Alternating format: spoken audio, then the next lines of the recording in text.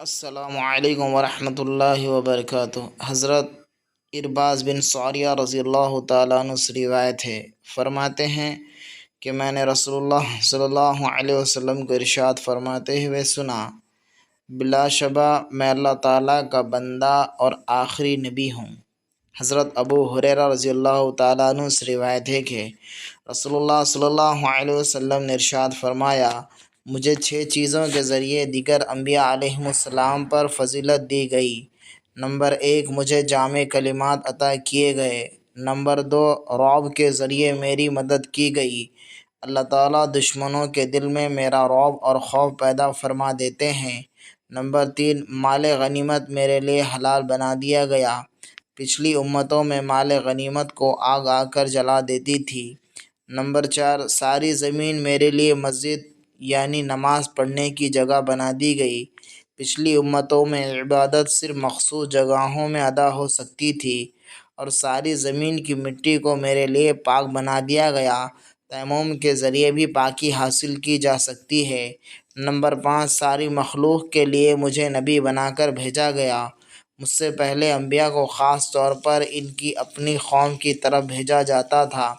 Number 6، نبوت اور رسالت کا سلسلہ مجھ پر ختم کیا گیا، یعنی اب میرے بعد کوئی نبی اور رسول نہیں آئے گا۔ فائدہ: رسول اللہ صلی اللہ علیہ وسلم کا ارشاد، مجھے جامع کلمات عطا کیے، اس کا مطلب یہ ہے کہ مختصر الفاظ پر مشتمل چھوٹے چھوٹے جملوں میں بہت سے معنی موجود ہوتے ہیں۔ حضرت ابن عباس رضی اللہ تعالیٰ عنہ فرماتے ہیں، میں ایک دن سواری پر نبی کریم صلی اللہ علیہ وسلم کے پیچھے بیٹھا ہوا تھا۔ آپ صلی اللہ علیہ وسلم نے ارشاد فرمایا، بچے، میں تمہیں چند اہم باتیں سکھاتا ہوں۔ اللہ تعالیٰ کے احکام کی حفاظت کرو، اللہ تعالیٰ تمہاری حفاظت فرمائیں گے۔ اللہ تعالیٰ کے حقوق کا خیال رکھو، ان کو اپنے سامنے پاؤ گے، ان کی مدد تمہارے ساتھ رہے گی۔ جب مانگو تو اللہ تعالیٰ سے مانگو، جب مدد لو تو اللہ تعالیٰ سے ہی لو، اور یہ بات جان لو کہ اگر ساری امت جمع ہو کر تمہیں کچھ نفع پہنچانا چاہے تو وہ تمہیں اتنا ہی نفع پہنچا سکتی ہے جتنا کہ اللہ تعالیٰ نے تمہاری تقدیر میں لکھ دیا ہے۔ اگر سب مل کر نقصان پہنچانا چاہے تو اتنا ہی نقصان پہنچا سکتے ہیں جتنا کہ اللہ تعالیٰ نے تمہاری تقدیر میں لکھ دیا ہے۔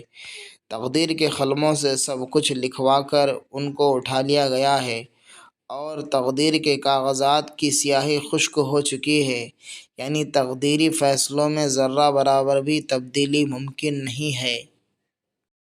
حضرت ابو ہریرہ رضی اللہ تعالیٰ عنہ رسول اللہ صلی اللہ علیہ وسلم کا ارشاد نقل فرماتے ہیں، میری اور مجھ سے پہلے انبیاء علیہ السلام کی مثال ایسی ہے جیسے ایک شخص نے گھر بنایا ہو اور اس میں ہر طرح کا حسن اور خوبصورتی پیدا کی ہو، لیکن گھر کے کسی کونے میں ایک اینٹ کی جگہ چھوڑ دی ہو۔